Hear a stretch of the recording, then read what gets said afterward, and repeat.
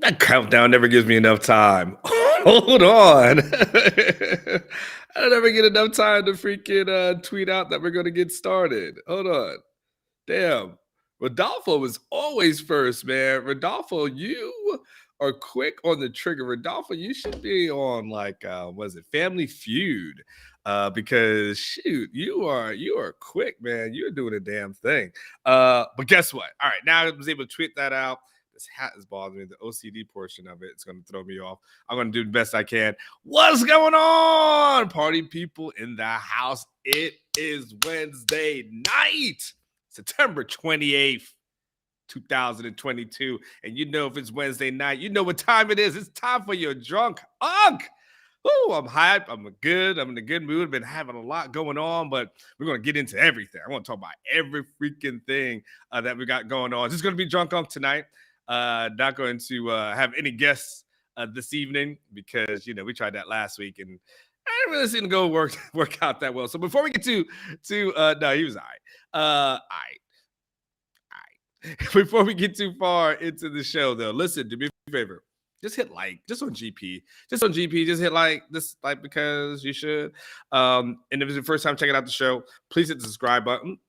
Subscribe, just make sure you get all the notifications. You know when anything's going down, all those kind of things. So you don't miss out on anything as far as what's on this channel, when my show goes live, like anything to that effect. Like my shows are usually always prompt and ready, but for all the other shows, like you just so you don't have to wait around, you get the notification, boom, you're really ready to go. And for those of you who are checking me out for the first time, like, what the hell is a Drunk Unk Sports Podcast? What up, G? What up, GC? How you doing? Xavier X gonna give it to you. Appreciate you, man. Put them all on there. Let's effing go, Jason. Let's effing go. Get the hell out of Lubbock. Man. Drunk Unk Sports Podcast. We're gonna get to all that. Chup, hey Chup, just relax, sit back and relax and enjoy the ride. I'm slipping on something that I think might be bad for me, but I'm drinking it anyway. It's Red Bull and vodka, right? Because I want to get be able to get drunk but be awake for all my bad decisions. So, but some people say that Red Bull is bad for your heart. I don't know if that's true or not. But then I also have kids, and of course, I've also been married a couple of times. So I just feel like if those women didn't kill me, what the hell is Red Bull going to do to me?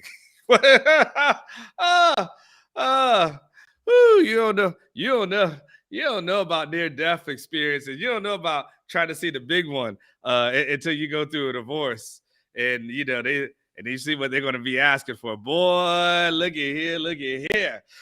If that didn't kill me, if 2 kids didn't kill me, them ex-wives didn't kill me, I think I'm going to be all right. So anyway, Drunk Unk Sports Podcast, what the hell is that about? So listen, the whole concept for you guys who are just checking it out for the first time, the whole concept is basically I view this whole night, this whole thing that we're going to do too, it's kind of like a family gathering, right? Everyone's coming together, in-laws, outlaws, Republicans, conservatives, black, white, all kind of nationalities, our Latino community, our Asian community, all of them. If I miss one, sorry. But all our entire communities, we're gonna represent each other, north, south, east, west. And so when I start thinking about that barbecue, when I start thinking about that party, you start thinking about all the people who come to the party, and you always think about the drunk unk, right? And so the drunk unk is always going to try to be funny. He's going to try to be entertaining, crack some jokes, try to be humorous. But at the end of the day, you're going to feel like you learned something, you gleaned something from it, and you had a good, positive experience. So that's the name of the podcast. So it's not necessarily a whole drinking night. But then again, listen, it's 9:00 at night. We're over here. Might be 10 o'clock on the East Coast where you're at. And then we have people listen internationally. Y'all are everywhere. So I always say, get your cup up, because listen, we're adults. We're going to have a drink. I'm going to drink during the show. Why the hell not? You guys drink during the show, whatever you're going to drink, and enjoy yourself. So let's start to kind of get into, before we get into too far. By the way, last week was kind of epic. I'm just going to put this out there for you guys. Last week ended up being epic because I put it out there. I said, if someone drops 100, I said, see no. In the super chat, you get to be on with the drunk unk, and sure enough, El President on cue. El Presidente threw down a C note last week, and he got to be on the show. And I'm telling you, I actually got a lot of positive reviews from that. People loved having him on there. Even it's funny, I did the show, the modcast the following day, and Alex Dunlap was, because Alex is so Alex, man. I was kind of like a space cadet, but love him. But he's just a space cadet. And he's like, man, I never checked out your show, and then I watched it last night, and goes, man, that El Presidente guy, and he just loved you. And I'm like, well, first of all, thanks for saying you never watched my show. Appreciate it. I mean, damn, I read your column, you can't watch my show, but I get it. Cool, whatever. I hope you never get to show. Oh, that you know what? To be fair though, Alex actually has a show on Sirius XM, and I don't think I've ever listened to it. So you know what? Touche, Alex. Yeah, I never listened to your shit, so you don't have to listen to mine. I mean, but in any case, yes. So someone drops a C note, and someone says, "Man, you know what? I want to get on this show." Hey, you be like El Presidente and just drop it down, and we'll send you a link. We'll email you a link. You can just get the hell on. Listen. So I want to start off something kind of near and dear to my heart, and I want you guys to hopefully do something kind of fun for me. We're gonna get it again. I gotta just take our time. Take our time. We're gonna get there. I know you guys are asking about Quinn. We'll get to Quinn. Trust me. I will get to Quinn. But before we get to Quinn, we gotta get to something that's really important to me, which is my mom's birthday. Can you put that up there for me, Blake? My mom, who is not ashamed to say her age or anything like that, she is turned 73 years old today. That was taken just a few months ago when she went on a cruise. My mom is 73 years young today, and I want you guys to just drop a happy birthday, Mama Richardson. So when I will get a chance to just show her this video at some point. She loves birthday salutations and things to that effect. So if you guys would just say that 73, very, very fortunate to have her, still living. I noticed that, not everyone can say that. I know other people have gone through losses, and everyone who's gone through a loss has always told me, appreciate it, appreciate what you have. And I've always taken those kind words to heart. So I appreciate everything that you guys have told me as relates to that. And thank you. 73. The thing is, my grandmother is like in her 80s. So I mean, I'm like, man, we just living forever. forever. Like, damn. We are doing the damn thing. And ET, man, in honor of Anwar's mom, happy birthday, Mama Richardson. What a blessed life. Yes. So, but let me also thank you, ET, El Presidente. I definitely appreciate it. I'll take that 100. And she wanted a Longhorn. She lives in Florida. And let's get into that in a second. She wanted a Longhorn steakhouse gift certificate because she lives out there in Winter Haven, Florida. And so for those of you who, whatever you believe in, whatever your world is, or anything to that effect, whether you're a praying person, positive vibes person, whatever the thing is, whatever you want a positive juju, please send it out to her tonight. I just was speaking to her not long before. I've been speaking to her all day, but not too long before we went on the show. She lives in Winter Haven, Florida. That's kind of where the eye of the storm is going to be going through as it comes up. She's already just lost her power, has already lost her mailbox. She's there by herself at this moment. So I'm going to be going back and forth, just kind of being, looking through my phone, checking in on her, and of course doing the show at the same time. So whatever positive anything that you guys can send to her, I would definitely appreciate it tonight, as I'll be staying up all night long, checking in on her. I just told her, hey, lock the doors, no power. So lock the doors. And by the way, can I tell you guys something for kind of on a lighter note as relates to that? There's no kind of frustration like trying to tell a 73-year-old woman what to do, but before a storm is coming. Boy, look at here. Oh, look at here. Mike's, yeah, your mom lives in Ocala. Yeah, you guys got to get ready over there as well, because you just never know how those things swerve. So, be praying for your mom as well. Like I said, I'll be but trying to talk to her and explain things to her, like, hey, she was still trying to put her garbage can out this morning. I'm like, Mom, garbage ain't coming Mom, and they're not coming today. And she's like, well, I know, but they put a nose up, but they still might come. Like, Mom, if you put that can out there, the only thing that's going to happen is that you're going to find that thing in Orlando like 2 days later, 3 days later. Like that can is gone. Put that thing into the garage. It was such a process to get her to get that thing in the garage. You want to talk about a real process? How about trying to explain to a 73-year-old how to download stuff from Netflix to her phone and having her do the app and try to explain that thing to her? It was like I was trying to teach calculus or something. It was, and then people older are stubborn, and you know what? They've lived long enough to earn that right to be stubborn. So you got to let it go. And it's her birthday. So I really can't say too many things about it. But eventually, we did get it right. We got everything straight. We got everything taken care of.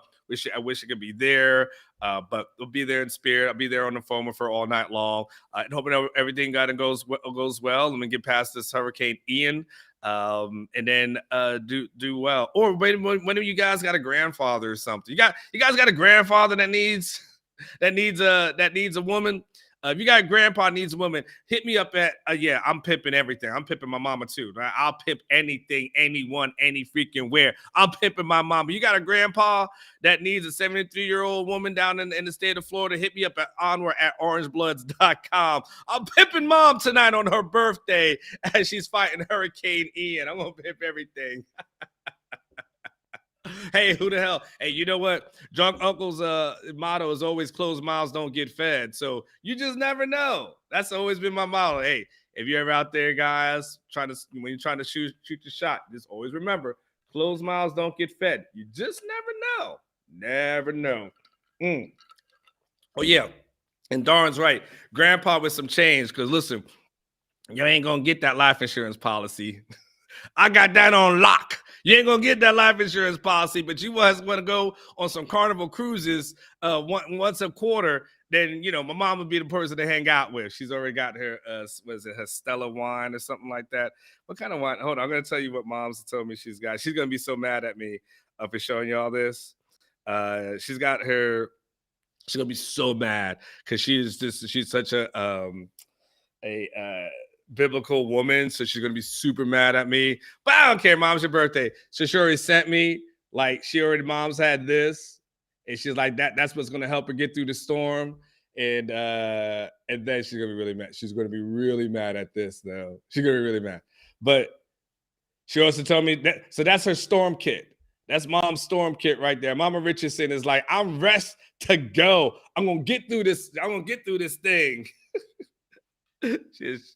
Hey, you want to know where Drunk Uncle gets it from? There you go, from Mama Richardson. All right, now I can't make sure. Now she can't watch the video because now she's gonna feel like she can't go to church, and she's gonna be kind of pissed off right now. So, but in any case, so we got that going on. All right, let's do some fun things. Let's talk about some fun stuff that is happened before we do a brief recap of Lubbock, and then we'll start to talk about Quinn again. Let's do some housekeeping things. How about that? You guys ready to do some housekeeping items real quick? And so I got this email this evening, and you know what? This is the thing that we always sometimes forget as relates when we have these conversations about these guys, is that these athletes, we always talk about the athletes and the stats and the numbers and all these kind of things, right? But we always forget the student portion of the student athlete, right? We focus in on the athlete portion, right? But forget the student portion of it. And for me, one thing I always do, I know some of you guys, that's right, Rodolfo, RP to Coolio. Did y'all know Coolio passed away tonight? Man, that was kind of crazy. It's weird as we're getting older, all these rappers who we listened to years ago are all like passing away. So this is kind of crazy. For a genre that most people didn't even think would be able to last that long, and now we have icons that gone away.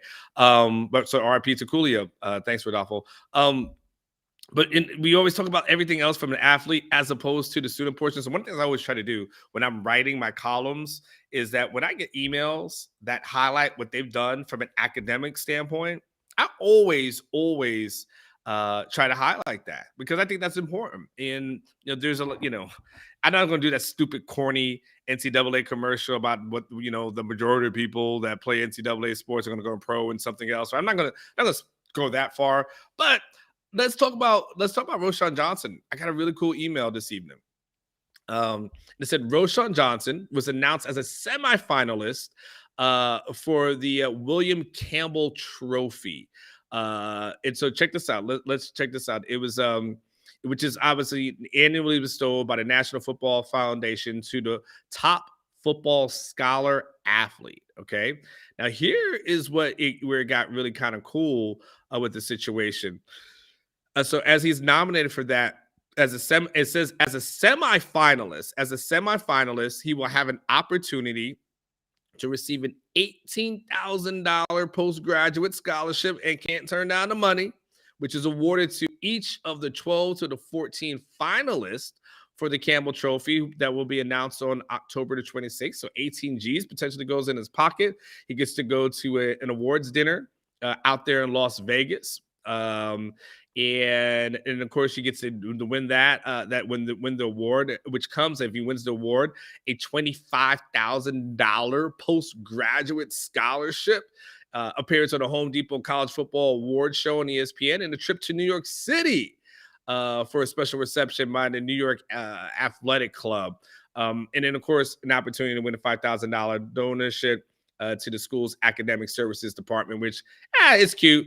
I don't care about them. I don't care about what they're going to get. I'm talking about what the man can get. Forget what the school's going to get. They got all that in tuitions and everything at that. I'm talking about what the man's going to get. So congratulations to Roshan. I think that's kind of cool that he's been nominated for that, that has the opportunity to potentially win that. And again, it gives us an opportunity to highlight a scholar athlete. And the guy, by the way, who I think we'll all kind of agree, first of all, he's gonna get drafted. So let's go there. Like Roshan is probably day 3 pick at this point. So there's a lot of upside, a lot of potential. I look at Roshan, and when I say this, I don't mean this as any insult, because when you say certain things about guys just being on special teams, some people look at that like ew, but like no. Like in the NFL, I've seen guys, like I remember when I was in Tampa Bay, a guy by the name of Ryan Neese was a linebacker there, but also a special teams person for years. And Ryan was able to survive in the NFL for a long period of time. And if you could find a niche like that and survive 10 years and get that pension, more power to you. Like, so when I say something like that, that's really great. I said a couple of years ago that I thought like Sam Ehlinger has a chance to be a career backup in the NFL. Now, for Sam, he's probably thinking I have bigger goals and bigger aspirations, but I say to that, okay, good. I want you to dream big, but think about this. There's guys who've been in the league. You guys have seen the numbers of guys who've been in the league for years and years and how many millions of dollars that they've made. Like, that's not an insult at all to be able to be in that 1% of people that are able to do it. I think Roshan Johnson's got that ability to do it. And I do think at some point, they're going to do something else in this Wildcat package, because I think there's been too many people asking about what's going on with this Wildcat package, and is there anything else you can do outside of this Wildcat package? And so because of that, I definitely think we'll see a little bit more. So props to Roshan as far as that is concerned. Tom G, my man. What's up, Drunk Unk? How's the night treating you? Tom, you must have just got here. Tom just pulled up. I just went into the whole thing about like my mom and everything that's going on. And Tom's like, hey, what's going on now? Tom, I'm just joking with you. You're my man. Like I give everyone a hard time. So don't take it personal. I'm just joking with you. Tom, the night's going good to the boys of basketball training out there in Georgetown. Once again, if you guys need a trainer for your kids, you're out in the Georgetown area, north, whatever area. I don't even see the park, but I drive up there. You in Round Rock, Georgetown, whatever. I got the guy for you. I got the guy that will help you get the handle. So we did that tonight. And don't apologize, Tom. I'm just joking with you. Don't take it personal. I only joke with you when I like you. When I don't like you, that's when I don't joke. And so you're good to go. And so yeah, Tom, and also my mom lives in Winter Haven, Florida. She's in the kind of the eye of the storm, the hurricane. Just lost power right before we started the show. Lost her mailbox, so I've just been keeping tabs on her, checking in on her as we speak, and going back and forth there. So everything's going good. And the only thing I had asked for everyone prior to that time is like, whatever you are in the spectrum, prayers, good vibes, positive energy, whatever works for you.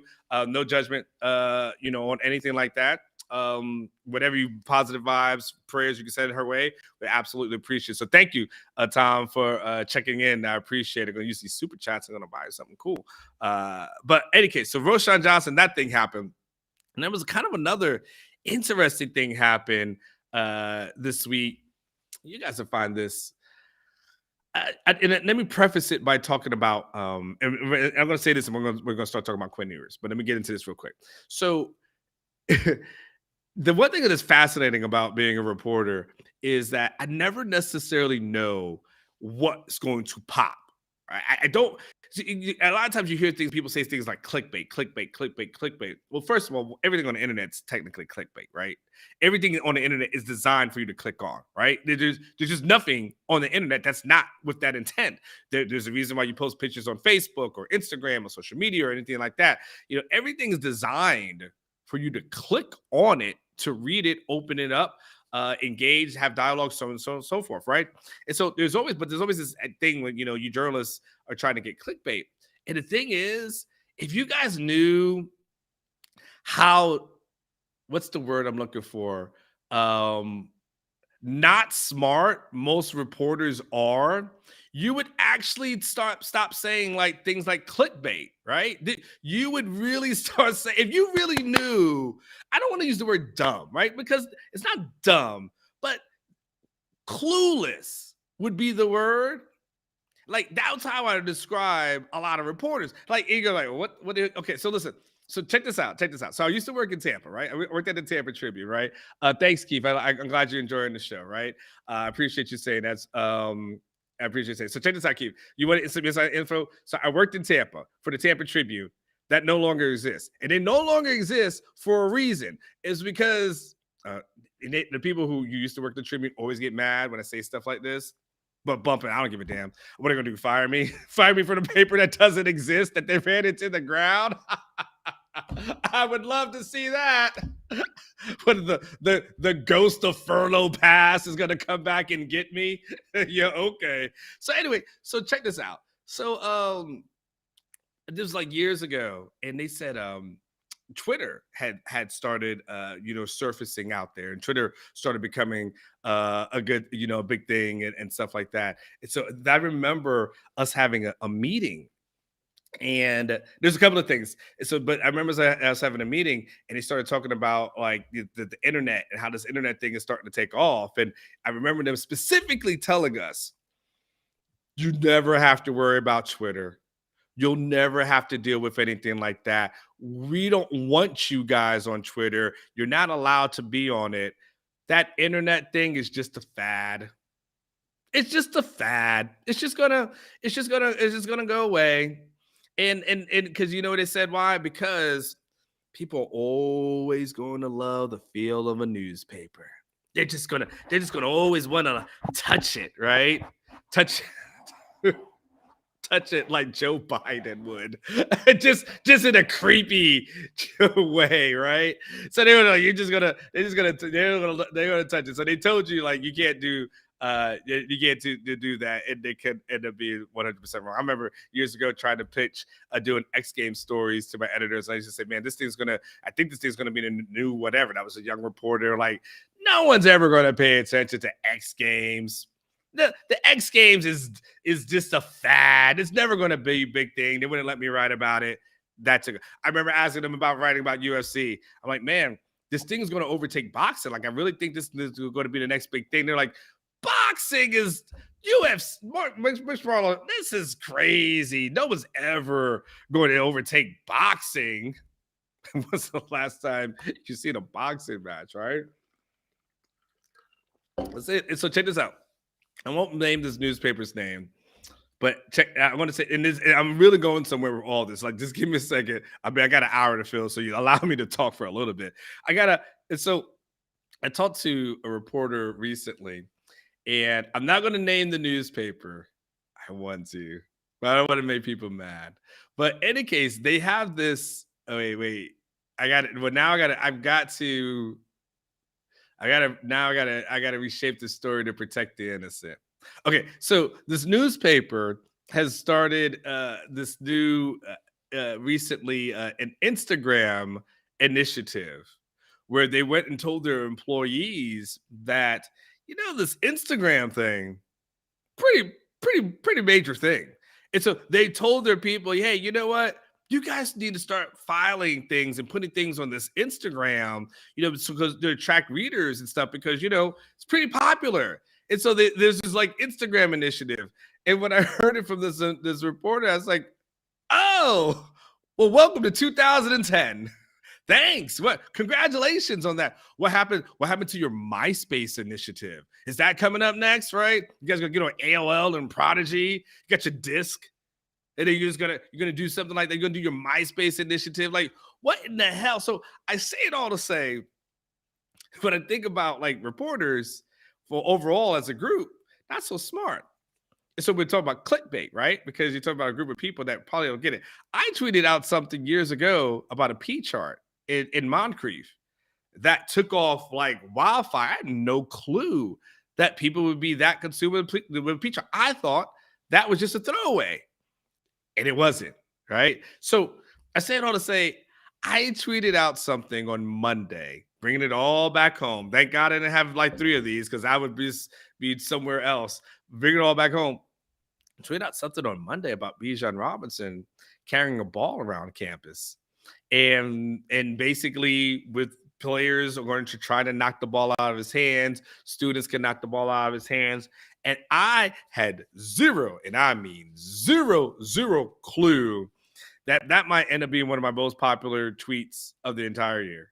Because it's, I mean, I'd have to look at the impressions and all that other. I know it was like at 1 million impressions at some point.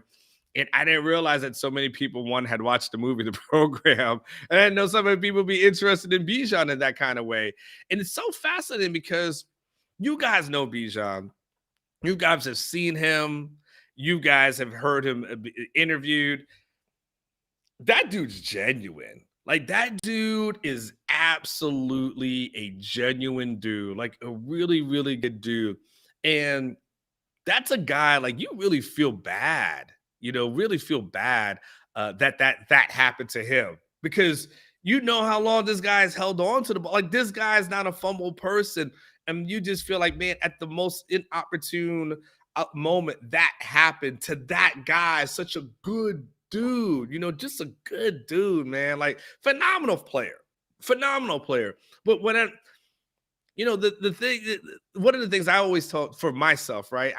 I feel like when I die, and we all will at some point, but when I die, like, I don't want people, the first thing that people that come out of their mouth to say was like, man, he was a really good reporter, or he was funny, or anything to like that. Like, I want the first thing that you guys ever say about me, and I'm serious, like, I want you guys to say, man, he really, really loved his kids.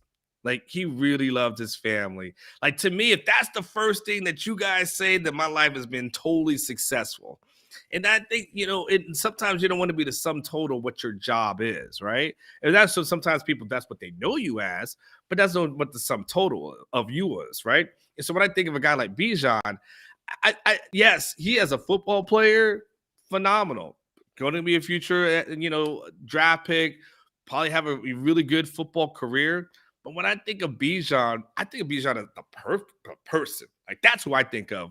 The first thing, if you ask me about Bijan, I think stand-up dude, great guy, man of faith, all those things. And then eventually I'll get into the football thing. So I felt really bad for him. But, the encouraging thing about it, and I just thought what was really cool, is that, you got to really humble yourself to say, you know what, this happened to me. I'm going to own it, and I'm going to walk around everywhere with this goal, like ignoring folks, because there's some pride.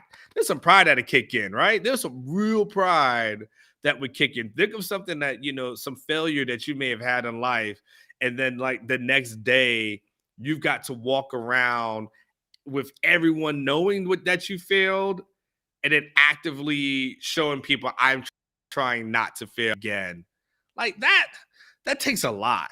I don't know if I do that. I mean, You know what I'm saying? Like you it's easy to work after practice. And it's like I'll just give a coach choice. I'll work after practice. I ain't gonna do all that stuff, right?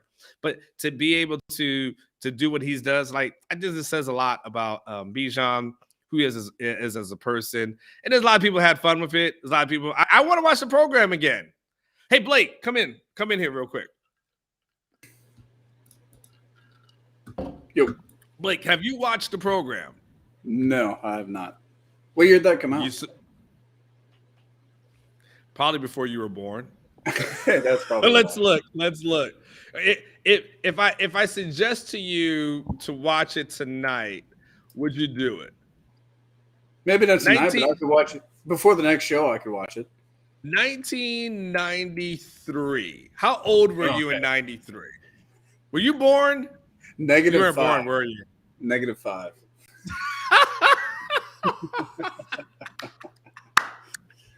Was not around in 93. Hey, wait a second. Hold on, guys. How many of you guys graduated from high school before 1993?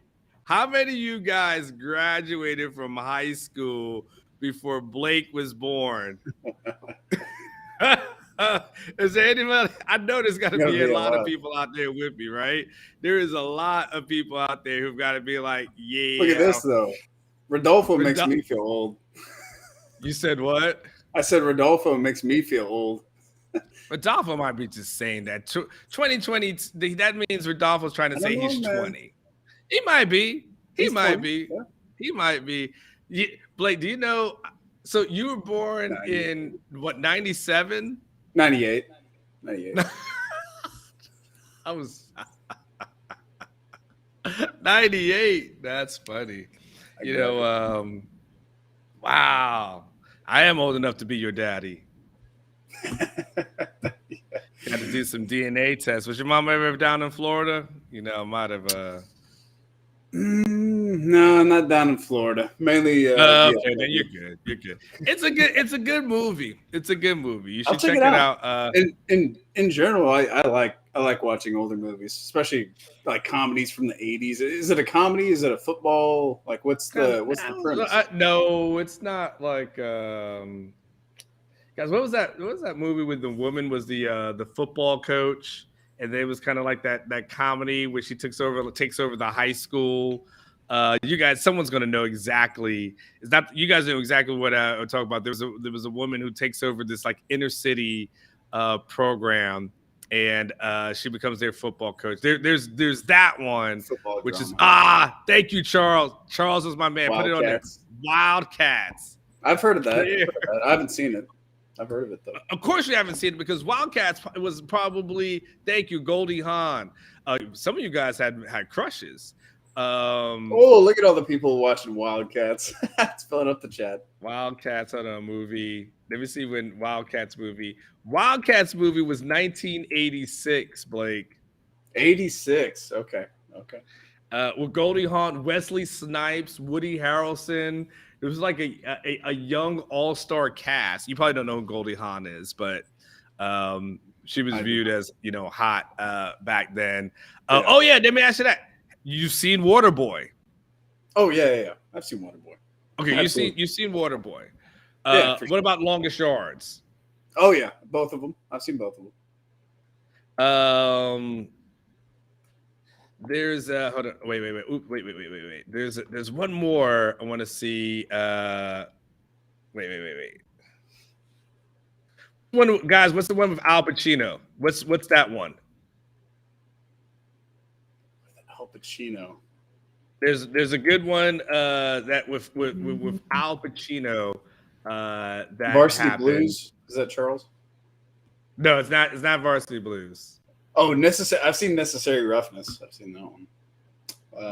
Remember the Titans? Have you seen? Oh wait, let's go. You seen Remember the Titans, right? Yeah. Mm-hmm. Oh, I'm thinking Any Given Sunday, right? Have you seen Any Given Sunday? I don't think so. Okay, so Blake, we got some homework for you, right? So I need you to write this down, okay, Blake? Where's your pen and paper? All right, I got it. Any Given Sunday. What was the first one? The first one, there was any given Sunday. Wildcats, was that it? Wildcats, no. I mean, Wildcats, you can watch that, but that's not a high priority one. And wait, let me go back. I'm looking up. Got some super chats here. What was the other football movie? Damn, we are. Yeah, every good Sunday, someone throw out Varsity Blues, but I forget what the other one was. I'll go back and find it. Go back and look. Trying to think of any other football movies. Those any given Sunday probably is where you should start. I would say if you're gonna start somewhere, I would start with any given Sunday. I'm assuming you already seen like We Are Marshall, right? Yeah, of course. Also, Rudy was offsides. By the way, Surfer Boy, he was offsides. And by the way, the movie that has made every dude cry is a movie called Brian's Song. Oh yeah, I've not seen that. I know about it though. I've not seen Brian's Song. Yeah, like you went to there are grown men who are like in their 60s that cried through Brian's Song, and so you got to definitely put that. That's a later on your list, but definitely make sure you do that. But yes, right, guys. So guys, do me a favor. I'm gonna switch topics for a second. I'm gonna get into Quinn. Quinn's coming, folks. Quinn's coming. Give young Blake, who was born in 1998. I mean, like we were listening. We were probably even past cross colors at that point, right? We were probably out of cross colors, right? You guys with your we were watching Cosby Show and A Different World and things to that effect. Like that's where we were at. He has no clue. He knows what Cosby is. He doesn't know what A Different World is. Has zero clue what I just said. I don't know. No, I know. It is a different world. Give Blake. I've seen Radio. Little Giants. I've seen Little Giants. Okay, no, they're playing with you when it comes to Little Giants. Give Blake your top 3 football movies that he needs to watch. Like, give Blake in the chat. He's gonna see give him your top 3 football movies that he needs to watch. Now it's just going all any show. Now we got Fresh Prince of Bel-Air. I've seen I've seen a bunch of Fresh Prince of Bel-Air. Yeah, I didn't watch the new one. I haven't watched this new thing yet. There's a new one? The movie. I think there was like a movie or something like that came out. Oh, and really? I was, because I've seen the original, I really wasn't too down to try to see that. So yeah, give Blake 3. Oh my gosh, he said Craig T. Nelson. That used to be a TV show called Coach that was really popular back then. Give him 3, and then young Blake.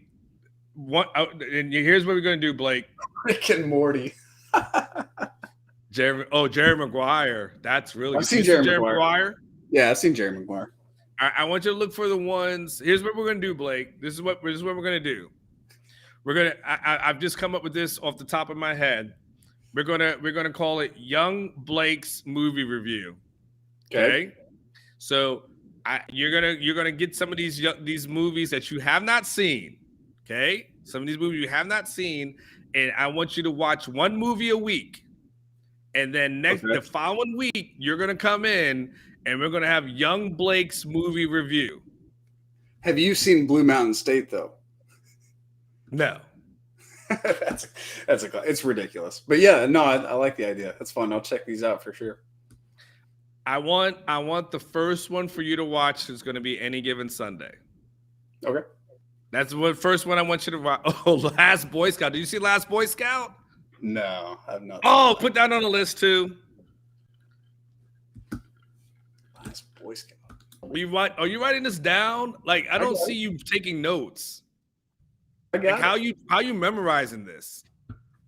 There's a thing called a notepad on computers these days. I was just typing. I don't know what that is. What is that? I don't know. I got a notepad.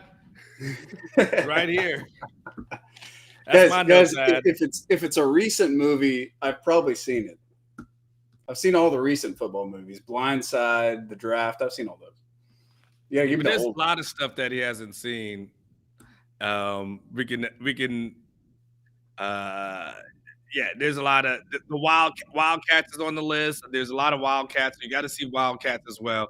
This is some things you gotta get into. Carter High, people are throwing out there. Put these on your list. We're gonna do Young Blake's movie review. I want you to come up with a graphic. Okay, we're going a bit overboard with this Anwar. Huh? Said I feel like we're going a bit overboard with this. People want to hear it's about my show. I can go overboard with it, Blake. That's the point. It's the point of my show. It's the point of having my name in the marquee. That's the point. I can do this. If I don't want to go overboard. All right. You want a boring ass show, Blake? You want a boring ass show that everyone else does? You want a show that is predictable like every other show? You want us to be like everyone? So, well, let's talk about the offensive line and let's go ahead and break that down, guys. Well, I studied some film. Like, you want to do that shit, or you want to do some stuff that people are actually going to watch, that people are going to care about? You want to do some stuff that is going to be entertaining. It's not just a sports show. It's an entertainment show. So there's Blake. Yeah, is it over the top? Yeah, that's the point. That's what we're doing. Young Blake, take notes. Woo! All right, Blake, you go ahead and take notes. Good? We good. All right, I'm going to talk Quinn Ewers. You want to go to war block? Okay, that's the last comment before I'll hop off and we'll talk Quinn Ewers. All right, Blake, fade to black. God, these are young kids, man. See, young kids, they don't listen. You know, my mama used to always tell me, Mama Richardson in Winter Haven, who's celebrating 73 years of life today, hard head make a soft behind. Woo! That's what and if you had a parent who was like mine, you know what a hard head make a soft behind means. That means you about to get your ass tore out the frame. Okay, let's talk Quinn. All right, let's talk Quinn. Let's spend the next a few minutes talking about Quinn. First of all, you're not on Orangebloods. You're doing yourself a disservice. But I will give you a little bit of what we talked about here on Orangebloods. It was something I reported a little bit earlier today. And it's going to, we're going to shift gears. We're going to shift off the Mama Richardson. We're going to shift off, me joking around with Blake. We're going to shift into this shift gears. Talk a little bit about Quinn and, of course, this game that's upcoming this weekend. So it's interesting because when I reported a few weeks ago after the Alabama game, the day after Alabama game, I originally reported that because of Quinn's, shoulder injury, his injury, that he would miss 4 to 6 weeks. And I said that would probably put him at the Oklahoma game as the return. And then a weird thing happened. Well, I say weird. It's a thing that happened. It always happens for some odd reasons.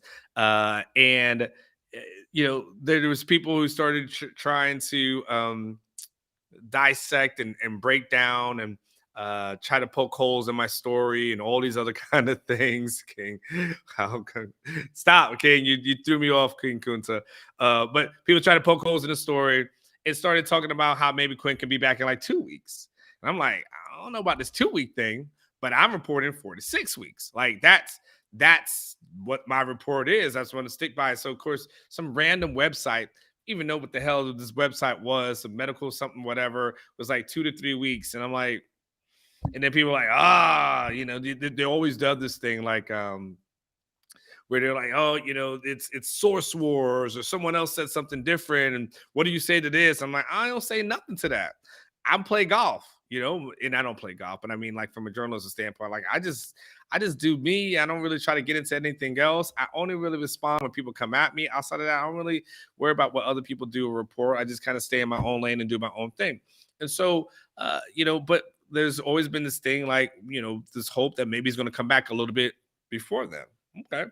Well, one of the things I kind of was able to check in with some sources this week, and one of the things that kind of came up, and the things they were talking about was that it's not looking good. It's not looking good for Quinn to play this upcoming Saturday against West Virginia. Now, you always got to, I feel like as a reporter, I don't, there's a little hedging that I feel like you've got to do because you always got to make, there's certain things you can't account for. Like you can't account for miracles. You can't account for a guy, feeling whatever better for whatever time, when a guy deciding he's going to press through and everybody else. So, if you live in the world of absolutes, you really, really paint yourself in a corner. So most people who get into this business, who are smart, don't try not to go. And I don't want to say smart because that's a little bit insulting.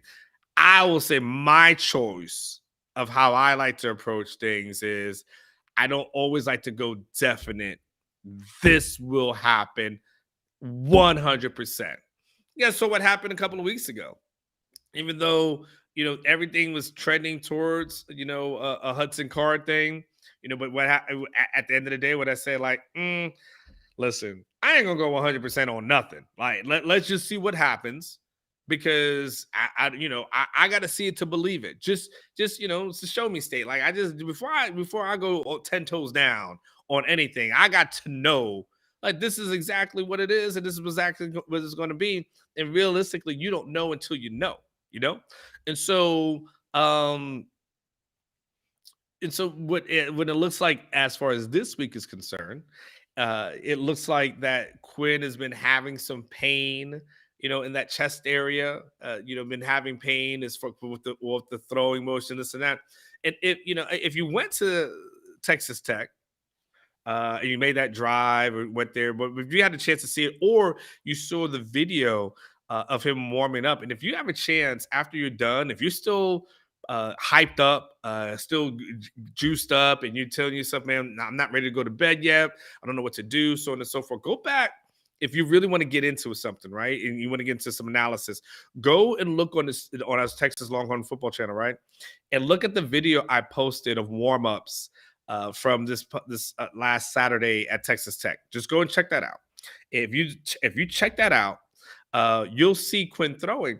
And so what was happening in the warm-ups, if you didn't see it, what was happening in the warm-ups is that you would see Hudson throwing first, and so he would throw to the receivers. Then you would see number 2, Charles Wright, he would go, and then he'd be throwing. And then after that, then you see Quinn, but Quinn would throw like 2 passes, and then that's it, and that was kind of that it was. And that, so you see everybody slinging, and then when it came time to Quinn, he was like, you could tell it was just, let me just try to test this thing out a little bit, but I ain't really trying to sling that rock. So go and look at the video. Like, what, I posted it for a reason. Go look at the video. You can see that, hey, he just wasn't 100% there. And so as we approach this game versus West Virginia, we're kind of at the same mark, kind of at the same thing, which is like, he doesn't seem to be 100% there. Now, we'll talk to, and I'm hoping you guys are on hip on game at this point. Like, I'm hoping the thing that's clicked at you right now. I'm hoping, because I try to, so, you try to tell people stuff, but people see what they want to see. And you can only do so much. And so when Sarkisian has his press conferences and he starts saying certain things as relates to the quarterback situation, you guys got to remember, in life, it's not always about what people say, it's what they don't say, right? Because we get so focused in on what people say, and we don't always think about what they're not saying. When you hear Steve Sarkisian over the past couple of weeks, or I've heard Steve Sarkisian over the past couple of weeks, he has said certain things such as the quarterbacks practiced, the quarterbacks will suit up, the quarterbacks will travel. What he's not saying is the quarterbacks are 100%. He's not saying that the quarterbacks have a chance to play. He's not saying that Quinn Ewers is going to start. So it's not always about what the person says, it's what they're not saying. But what's happened is because he's saying certain things, people hold on to it and they're like, whoa, Sarkisian says Quinn Ewers is going to travel. And they're like, oh my God, I think he's going to play. And it's like, he said he's going to travel. That's all he said. He said nothing else other than dude is going to get on a plane and go to Lubbock. That's it. He said he's going to suit up. Oh, man, that means he got a chance to start. Quinn might start. What y'all think is going to happen? What you think is going to happen? It's like, it means he's going to put on some pads, a jersey, and that's it. And so what's going to happen is, and I want you guys, y'all should be smarter by now. When we hear Sarkisian talk tomorrow, and he starts talking a little bit about the quarterback situation, and when he tells you, oh, Quinn, first of all, can we say something? Can you say something? I'm assuming most of y'all, if y'all here, y'all probably listen to all of Steve Sarkisian's press conferences. And I guarantee you he probably won't do it this week just because I pointed out, like, someone's going to get back to him and tell him what I'm about to say. But I hope like hell no one does and he doesn't break tradition. You know what he's going to say. He's going to say, you know what? This is one of our best weeks of practices that we've had. Every Thursday is one of the best weeks of practices that they've ever had. Listen, I love Steve Sarkisian's optimism. Like, I'm not gonna lie, that is a very optimistic person because every Thursday, and really throughout a lot of the training camp, but every Thursday, dude is like, man, this is one of the best practices we all ever had. Like, the boys were slinging it. Like, you're like, really, coach? Okay, because you say that every single week. And someone's gonna ask him about the quarterback situation, and he's going to say something that is going to be somewhat aloof, and everyone's gonna like, oh snap! Like, must be Quinn's gonna start. It's like, is he? Because until he comes out and actually says, you know, Quinn got number one reps, because he's not going to tell you that. He's not going to expand on that. I think what you got to do and what you got to hope for as relates to that. Hold on one second, y'all. Just give me 1 second. I'm going to text my mom, make sure she's okay. I know, I'm trying to be a good son here. It's been like in almost an hour, so I just want to check on her. All right, cool. She's mom's. So no matter what he says on Thursday, pump the brakes.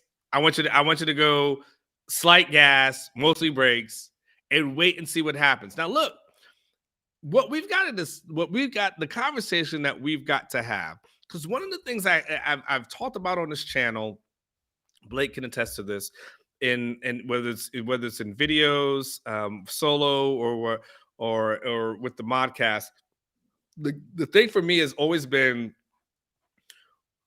it's about Hudson Card kind of holding this thing together until Quinn gets back. Like that's been my thing. And when Quinn gets back, what does this thing look like? Right? What does this thing look like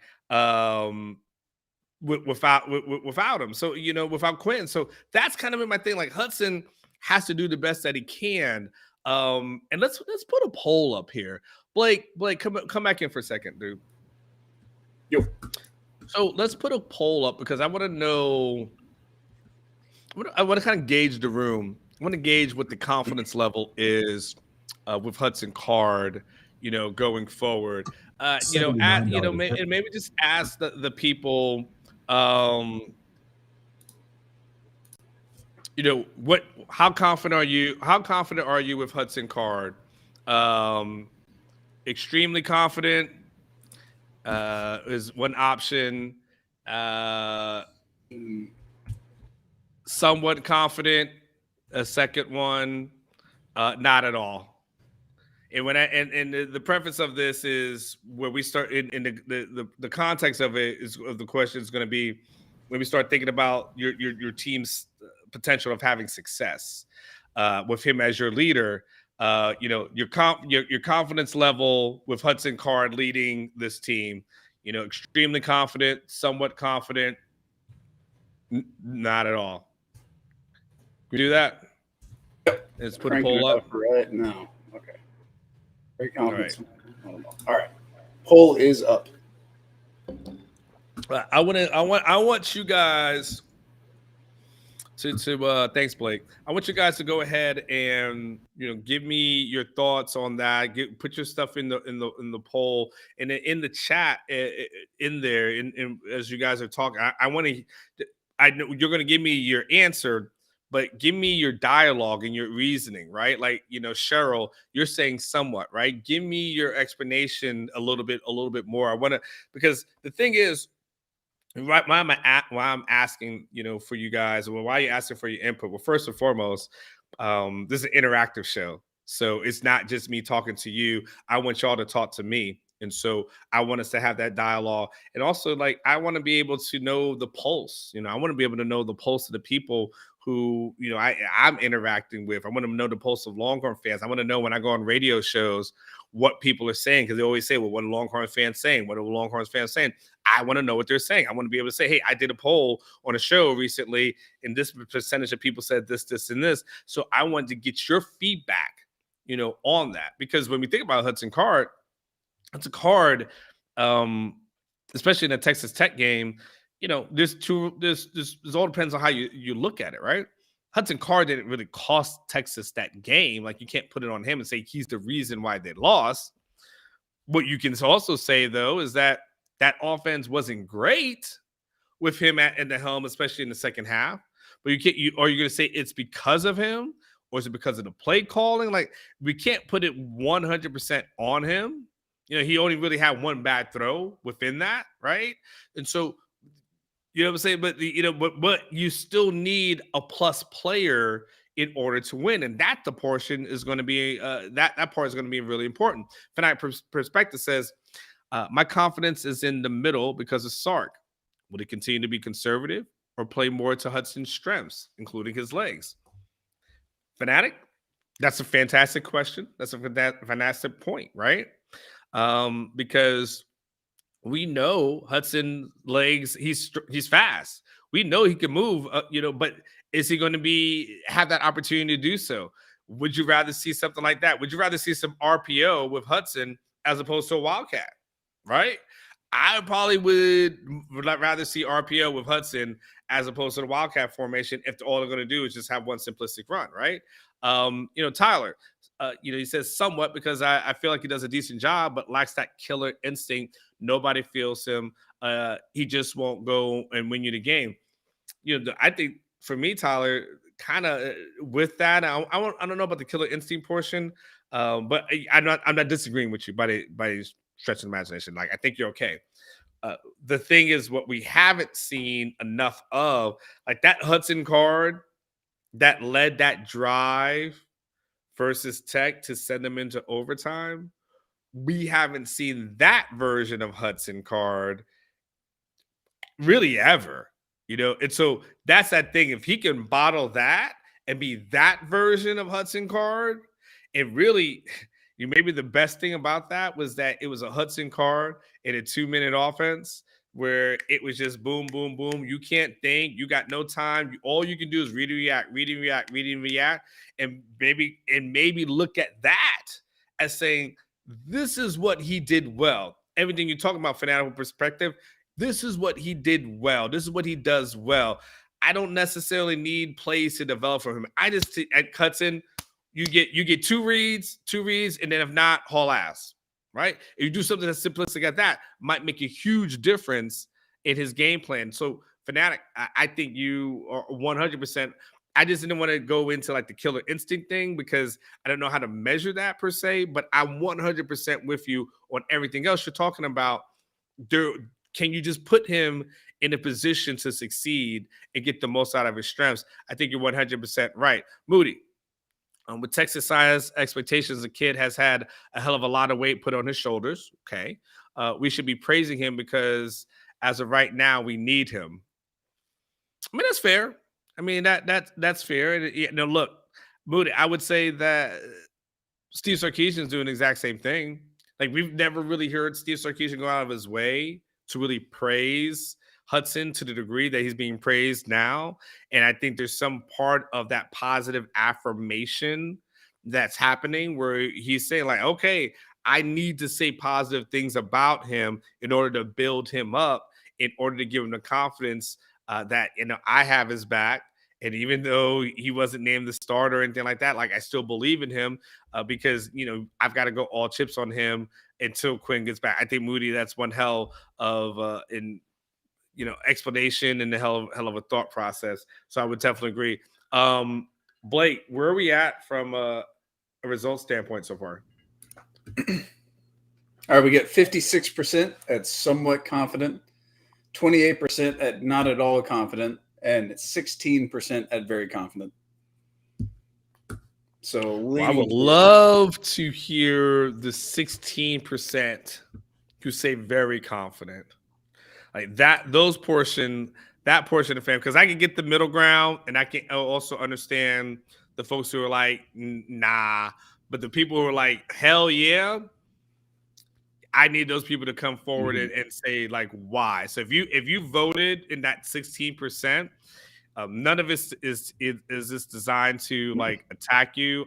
That's not how I do. Hope you guys know that's not how I operate. But if you're in that 16% and you're like hail to the yeah, and that's based off of what you saw last week, especially in the second half when we saw an offense that really didn't move the ball a ton.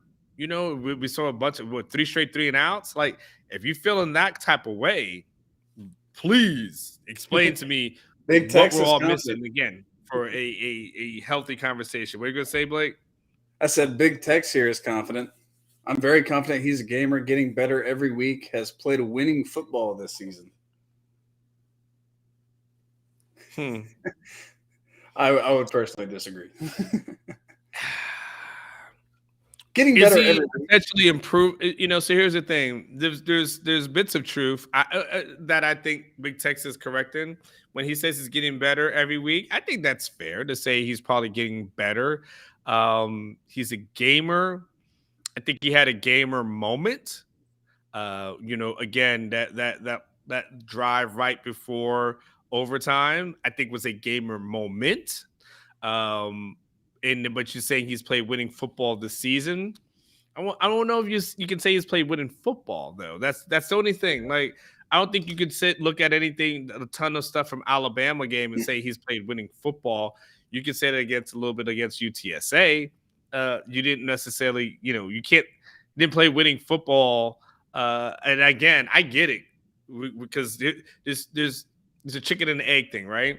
Because you can say, well, the defense is really what was the problem against Texas Tech because they ran 100 plays. But you could also say that the offense was problematic because if the offense is moving the ball and the play calling is potentially a little bit different, that defense is not out there as long, right? So which comes first, chicken or the egg, right? So that's where I'm like, I'm not quite sure with you, but I did ask. So even though I disagree, I do appreciate you, Big Tex, for at least, hey, putting it out there. And I do appreciate the conversation and the dialogue. Big Tex says the biggest moments of each game include Bama. He stepped up, simple as that. I mean, not really though. The thing is, the offense had a chance to put that Texas Tech game away. They had 3 drives where they could have put that game away, and they didn't. Now, props for the last second comeback. Like that was a moment of greatness, but the game should have been put away earlier than that. Yeah, so and Bama, the person who stepped up was really Quinn. Quinn's the guy who stepped up versus Bama. You can't say that offense looked the same with Hudson the same way it did look with Quinn. It was just 2 totally different offenses. And this offense has kind of just been getting by since then. UTSA, that offense wasn't doing anything spectacular in the first half. Like it just wasn't doing anything spectacular. Got better. And then went on the road against Tech. Offense wasn't necessarily spectacular. So I'm not 100% down with that. But again, it's your opinion. I respect it. Not discrediting you by any stretch of imagination, just a little bit of a disagreement, on that. Blake, I'll let you talk. What do you think? Okay. Well, some people might not agree with this, but my personal opinion is that this team is 4-0 if Quinn Ewers is healthy. And I think, Hudson Card has not necessarily been the problem. I think they could have won games in spite of him not, playing at an elite level. But I don't think he's been the solution either. Whereas I think Quinn Ewers could have been that solution. Big Texas 4-0. Yeah, man, they lost by 1 point to Alabama, and then in overtime. The margins going into Texas Tech were much slimmer than people wanted to admit. It really was. And so you got Hudson Card starting. Xavier Worthy gets knocked out in the second half. And at that point, I mean, anything is on the table. The defense didn't play well. The offense had a couple of just terrible drives in a row. And then it just slipped away. The game slipped away. They were up 31-17. And so absolutely 4-0. Yeah, I think so.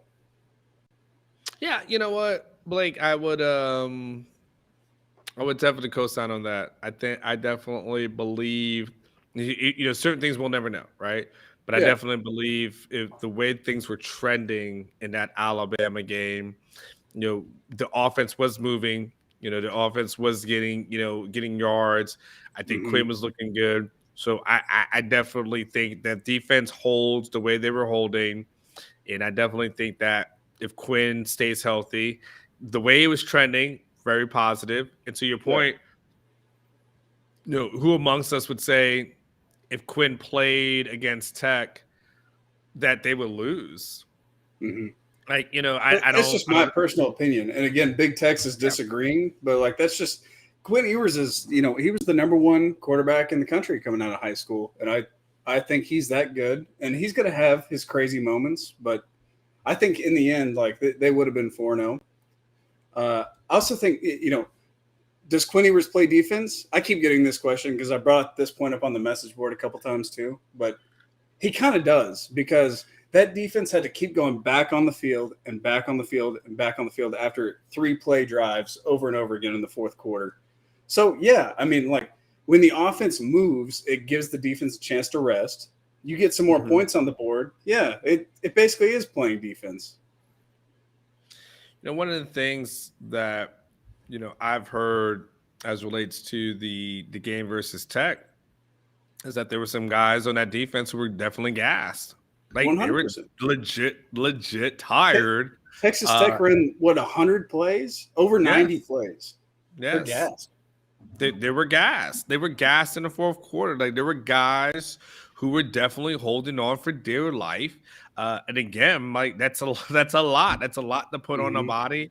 That's a lot of running back and forth, up and down. Texas is rotating in their receivers. They've got these defensive guys who are battling and pounding. And so, if you have an offense that is not doing 3 and outs, that's moving the ball. That if we have an offense that looks at it and says, look, I remember when I was in Tampa, Blake, John Gruden, you always say a 3-yard pass is just as good as a 3-yard run. So he believed in short passes just as much as he believed in the short run, and so 3-3, 3-3 and 3, and put you in third and short. So, if you do certain things like that and move the ball, move the chains, absolutely. If you win time of possession, absolutely, those things absolutely help. So yes, to your point, does Quinn play defense? No, we're not talking about can he be a DB that can knock a ball down or make a tackle or anything like that.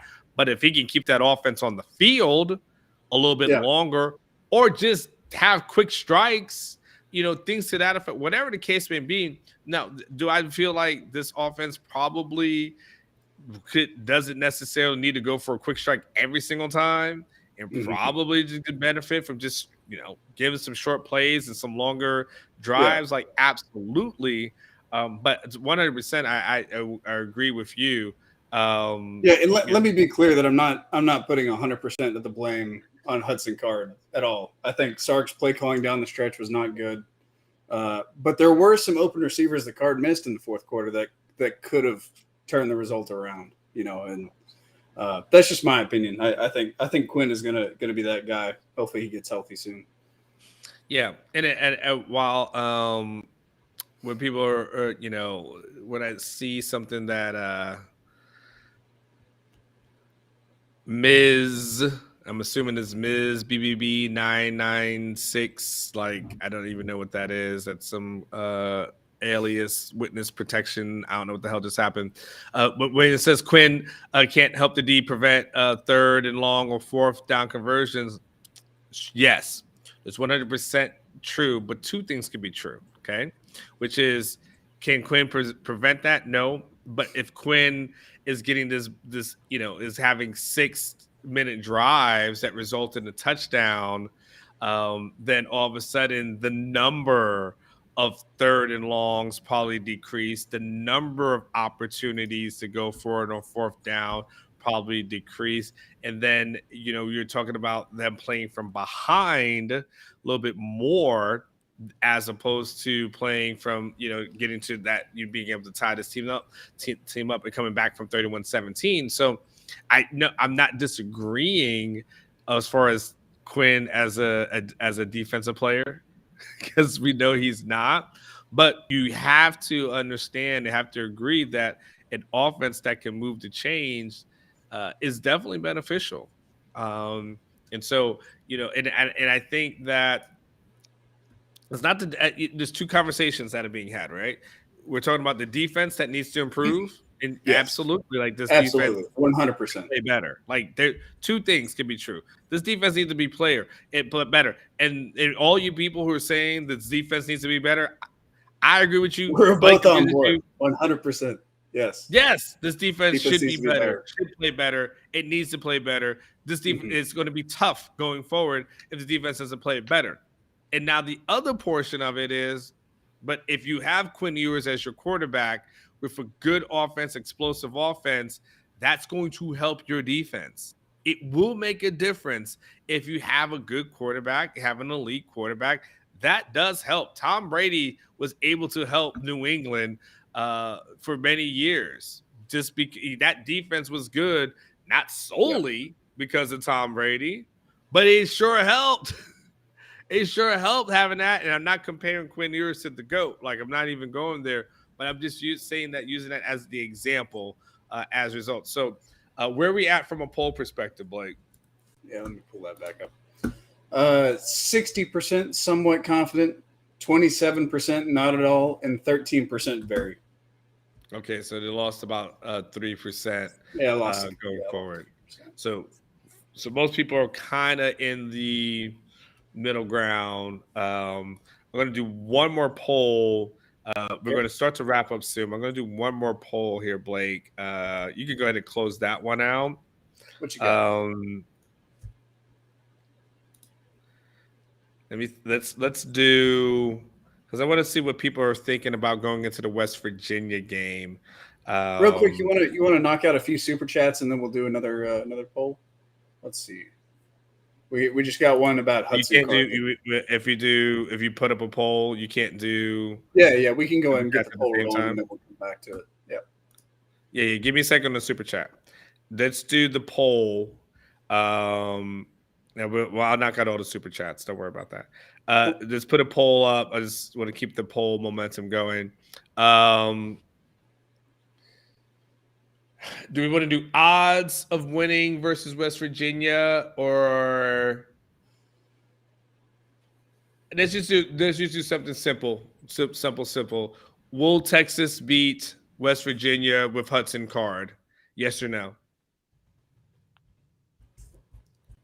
Real simple, and then I'll go ahead and start to knock out the super chat questions. Let me know when you're done. Yes. Someone's asking, how do they get to these polls? The polls are in the chat, correct? They're in the YouTube chat, so you might be on Facebook, but the polls are specifically in the YouTube chat. Yeah, so if you are on Facebook, click over to YouTube and get it. And then if you look and just look in the chats there, just look down. If you have an ad that's popped up, hit that X button to get the ad out, and you'll see the poll, and you'll be able to vote in it as well. because yeah. So why don't you go ahead and do that? All right, let's knock out some super chats. All right, Nate Randolph. By the way, thank you for participating, Nate. Nate at 1999. Buy or sell. Hudson Card would be a first or second round pick on a team like Georgia. 5-star talent all around with elite offensive line, defense to bail you out. But Texas needs the QB to be a difference maker, and I'm not sure he is. I'm going to sell on that one because I still think he's a first or second round pick, even at the University of Texas. And so, even without the 5-star, the only thing that's limiting him at the wait. He said Hudson, not Quinn. Buy or sell Hudson Card. Hudson My Card. bad. Would be a first or second round pick on a sell. I'm selling because I don't necessarily think Hudson Card would start at a program like Georgia. I see Hudson Card when he transfers. I see Hudson Card at a program like an SMU. Like I see him at a smaller program and potentially like trying to build himself back up. But first or second round pick, I've never been that. There's other people who said this. I was never a Hudson Card is the next Aaron Rodgers person. I know other people have said it. I've never seen that. I've just no evidence to prove that. You know, if there's a skills competition, something to that effect. But I see Hudson Card after he transferred from Texas, like Darwin saying, I see him at SMU. I see him at a UTSA. Maybe he sees where Tom Herman goes. If Tom Herman reappears somewhere, and maybe he follows Tom Herman to a certain program. But I don't necessarily, to say Georgia, Texas is going to face a former Georgia quarterback, with JT Daniels, who necessarily, didn't cut it up there. So for me to even say he would, I'm not convinced he would start there to be quite honest with you. I haven't seen enough body of work or evidence with him here that, can he connect with Xavier Worthy? Like, connect with Xavier Worthy first before we start talking about can you connect with all these other people in a real game.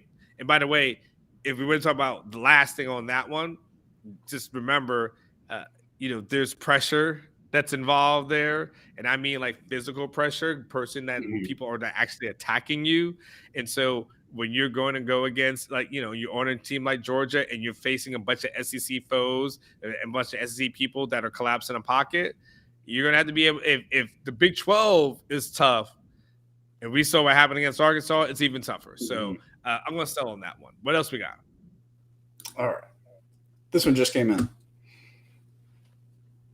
Do you think Quinn gives the team a confidence boost? Sure. It seems the team looked better with him in the game. Absolutely. I think the team gives him, Quinn gives him a confidence boost because the team is going to respond when they know they got someone that can move the ball. It's a lot easier to get pumped up. It's a lot easier to fight it and press on when okay, this person is doing these kind of things. What the hell's going on? Hold on. Slow down. Let me stop. Okay. Listen, guys, where we're at in this, I'm just going to let this know, and I'm not trying to, just so we're clear, I don't want any disrespect in our chats. Okay. I don't know what's going on, but I see an FU Randy that's going on. That's not what we're going to do on Drunk Uncle Sports Podcast. We are supposed to be a more friendlier, more cheerful kind of thing. I don't want you guys fighting in the chats. Okay. We're just not going to do that. That's not what we're here for. We do that shit too much in life.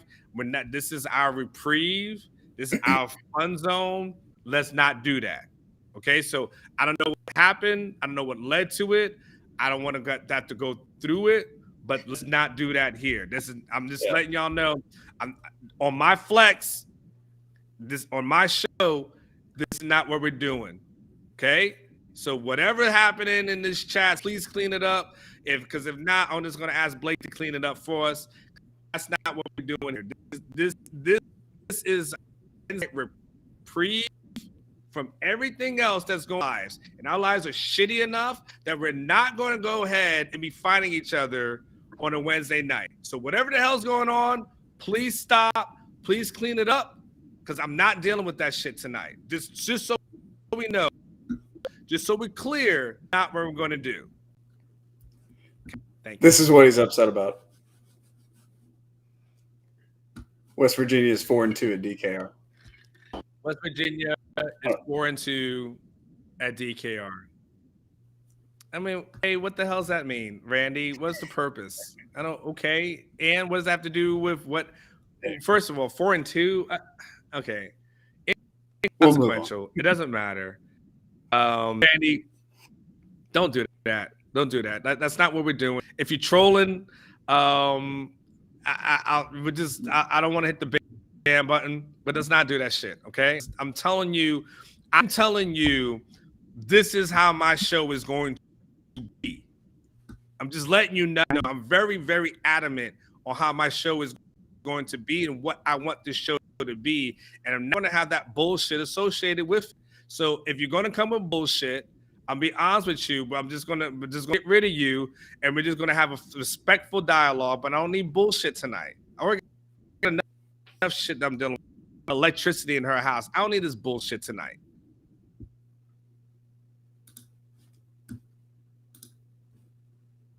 He's apologizing. There you go. Anwar, your audio's not on. It's cut out.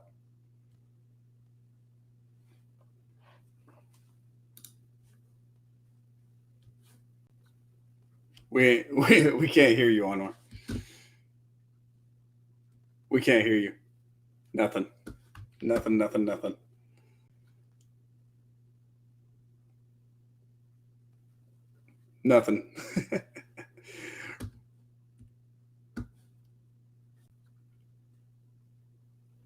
All right, Anwar's gonna hold on. Yeah, Michael, I'm also curious about this. We need to find out if he watched Chad Powers.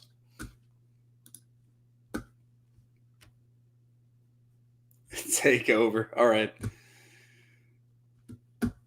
Yeah, figure out the audio issues on where.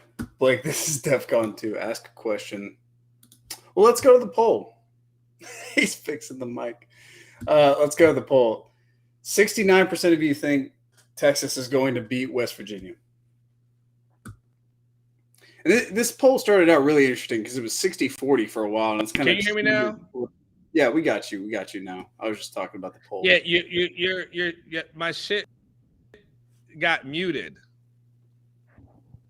Got muted? How'd that happen? Yeah, it was muted, and then that was the problem with it. Okay. Anyway, did y'all hear my rant? Did everyone hear my rant?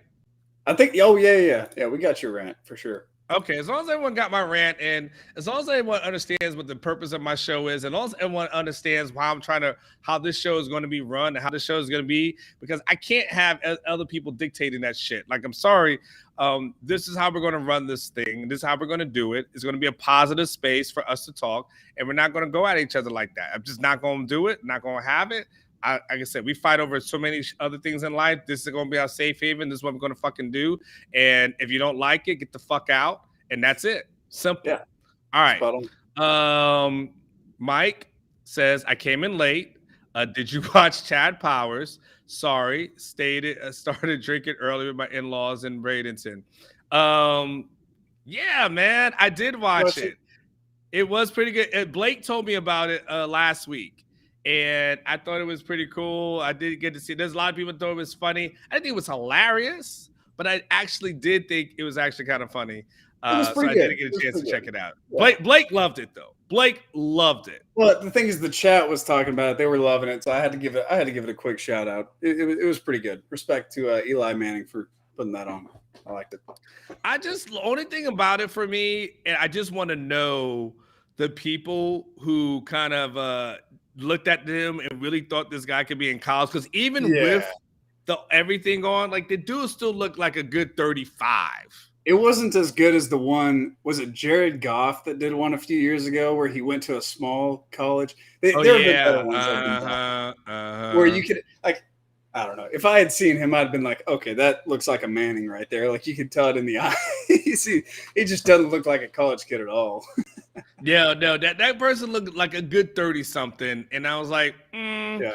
not believable. And they went with the goofy long hair. Like they didn't try to sell it as much as they should have. No, they did it, and I'm trying to think of like at some point I was like, is the OC on this, because dude was saying stuff like, that we were saying like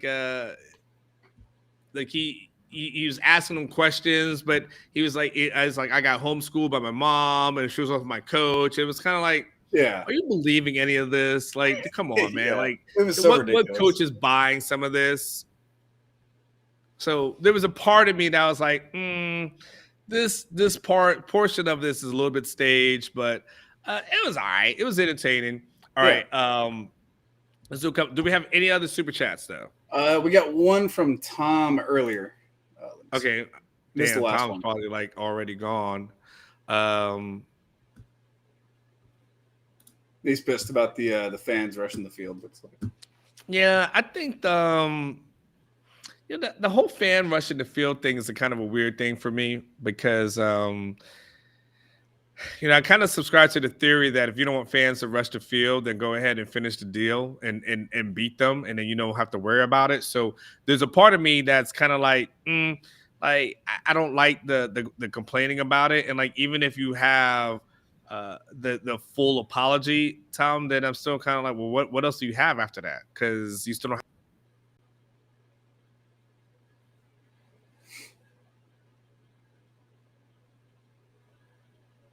Oh, we lost Anwar momentarily. Yeah, as far as he's gone, and he's back. Yeah, hey, let's wrap this up. Sounds good. Good. But let me say, I was there. I noticed that Texas was, like the Texas Tech fans were getting ready to storm the field, and so because I noticed that they were getting ready to storm the field, I thought to myself like, okay, Texas should be getting ready for this. This is about to happen, and then they were. Yeah, Anwar's dropping out again. For the record, I do agree, Tom G. Rushing the field was not cool. Rushing the field itself is fine, but pushing a player like that was not cool in my opinion. But here's Anwar back again.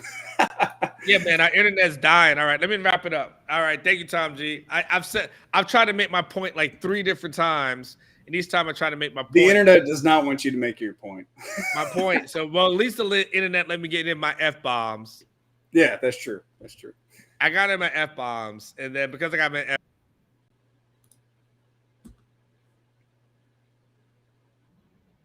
He's gone again. All right, we're just going to close this out. Let's see if we can get one more sign off from Anwar or not.